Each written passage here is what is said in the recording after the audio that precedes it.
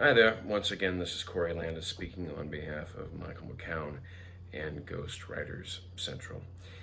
So, contacting anyone at the very last minute for some services is it's never a good idea. Let's just put it that way. But stuff happens, and occasionally we get a request here at Ghostwriters Central where the client needs it like yesterday, right? And such happened on Saturday, May 21st, 2022. A text came in to me which read, I need your help pretty badly. Please give me a call as soon as possible.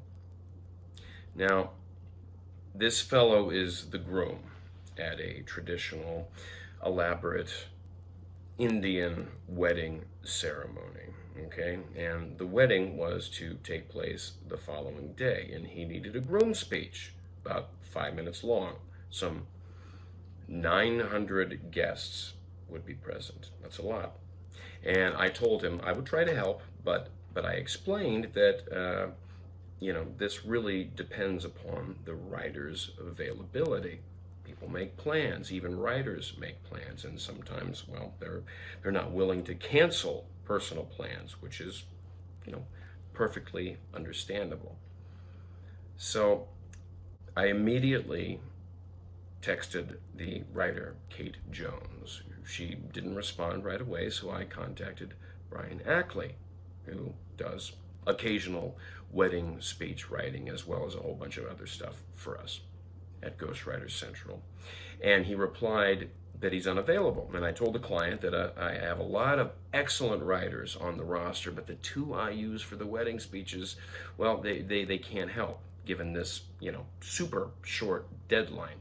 And he asked me to use any good writer, even if they don't specialize in wedding speeches. Okay, I replied. Michael said, I'll see what I can do. So I texted Mike Branham, who normally does speech, technical, and public relations writing. I said, Mike, would you like to take on a 5-minute groom toast? The wedding is tomorrow, emergency priority. I added a traditional toothy grin emoji. He replied, apparently so, but I need to talk to him soon. Also, it'll be a serious, somber toast. Funny. That takes time, and he doesn't have that. So I notified the client, and our normal fee for a speech of this length is $300. Rush, fast, right, is twice that. The client agreed. I billed him, and he paid. Then I hooked him up with Mike, and they talked, and Mike got to work. And he whipped out the first draft, and then he and the client brainstormed on the draft, and the final version was sent to the client.